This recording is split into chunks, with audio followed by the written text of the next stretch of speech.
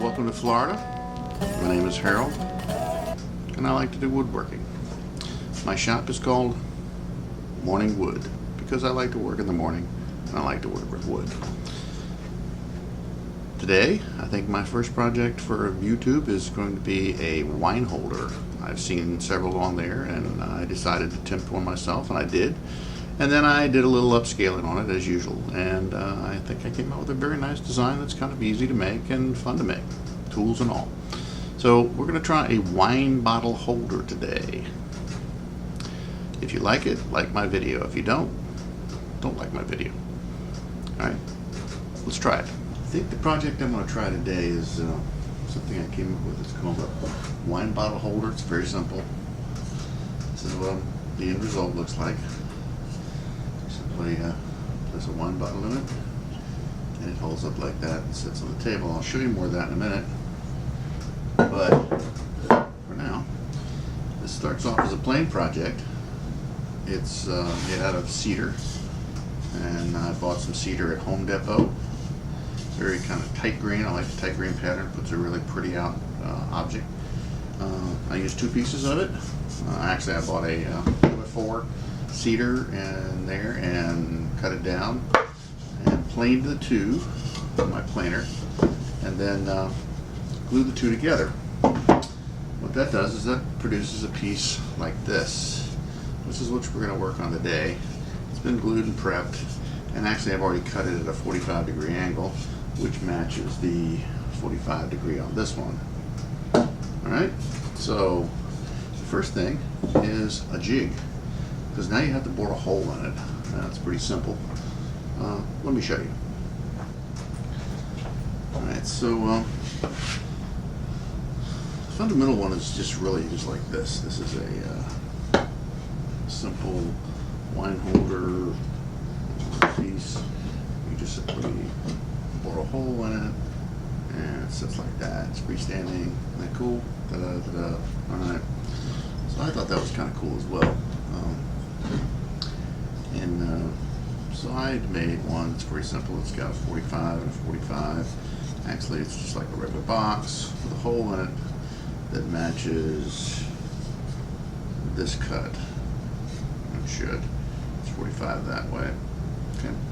So to make that cut, it's very difficult. My first try at it is that, and if you can see that, there is a big scratch along there. That didn't work too well. I tried it in here, made me a little block, cut a 45 into it, something to set that into, so I could bore the hole straight down. I'll show you a little more of that later on. That didn't work very well. So then I made a piece the same way. I blocked it down, and that did okay, but bores a hole like that. It's okay. This is just a couple of pieces of 2x4 turned together.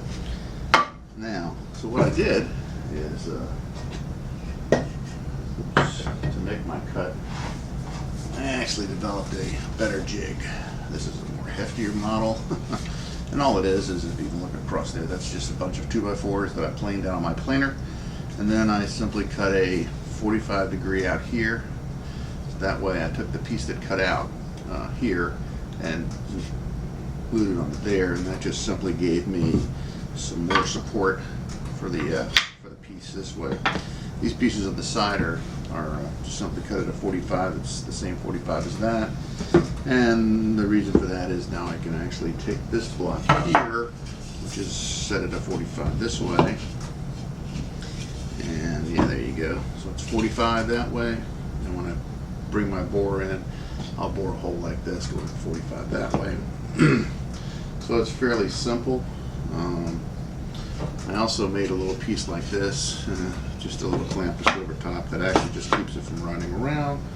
And I have two clamps I bought at Woodcraft. They're Bessie's. They're about $8 a piece. They're perfect. You simply slide those on, tighten them down, slide that on, and tighten it down. Voila, it doesn't move. And I made a little wedge, actually. I made a little wedge to go on this side to force it over that way. And now I have a a jig. All right, here's the jig with my blank all bolted down into it, as you can see here, locked in place. Definitely on a, if you can see that, it's a 45-degree angle, so I'm going to match the bore of the hole going this way so it matches the angle that way.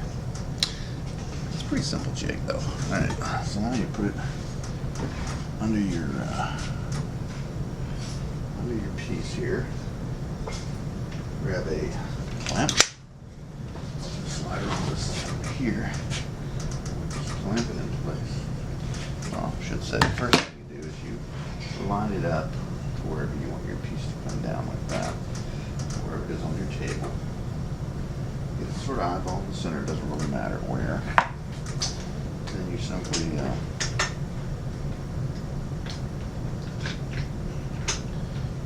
clamp in place so it doesn't move on the table, and then we will start it up and a hole.